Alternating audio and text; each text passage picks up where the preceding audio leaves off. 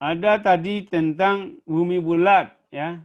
Saya kira sah-sah saja ada yang pendapat begitu. Tapi memang Al-Quran hanya menggunakan istilah yang bisa ditafsirkan berbagai macam pandangan tentang kata-kata itu. Misalnya mahda, ya, mahada, mahatu, tamhida. Itu asal katanya kan al-mahdu. Al-mahdu itu artinya tempat bayi.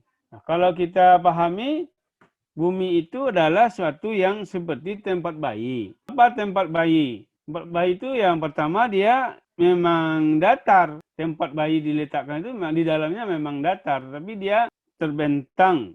Ya, tapi bendanya belum tentu terbentang. Jadi bumi itu disiapkan oleh Allah untuk orang bisa berada pada posisi yang aman. Karena kita ini kan kecil dari bumi. Maka ketika bumi itu dilihat sebagai suatu tempat yang kecil, maka dia memang akan terasa seperti tempat bayi, yaitu tempat yang datar, di mana orang bisa enak-enak, santai-santai di dalamnya. Begitu juga ketika dia disebut dengan firas, firasya, ya, al-farsu. Al-farsu itu kan aslinya kan suatu yang terbentang, tetapi dia berada pada suatu tempat. Misalnya farsu minal an'am, kulit binatang. Kulit binatang itu coba kita lihat binatang sapi misalnya. Kita pegang perut sapi ya memang dia datar, tetapi sebenarnya badan sapi itu kan bulat. Ya, panjang tapi membulat. Maka ketika kita pegang bagian tertentu dia memang akan terlihat datar. Maka bumi terlihat datar memang kalau kita sebatas menurut pandangan mata dan menurut posisi yang bisa dijangkau oleh manusia.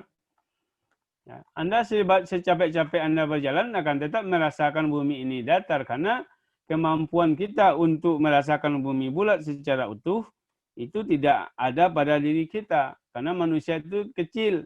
Yang kedua bisa saja makna al-ard itu tanah. Kalau tanah lebih mungkin lagi kita pahami datar, di mana tanah tempat kita tinggal itu memang datar. Tapi kalau bumi dilihat secara keseluruhan dalam sistem tata surya, dia sebenarnya bulat karena kita sudah melihatnya dari luar diri kita, dari luar bumi.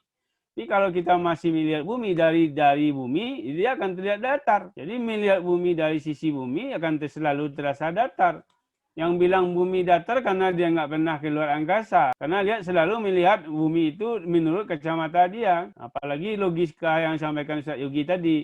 Kalau bumi ini datar, tidak mungkin ada siang dan malam. Karena dia ditembak oleh cahaya yang besar dari langit, matahari. Lalu dia datar pasti sama-sama siang, sama-sama malam.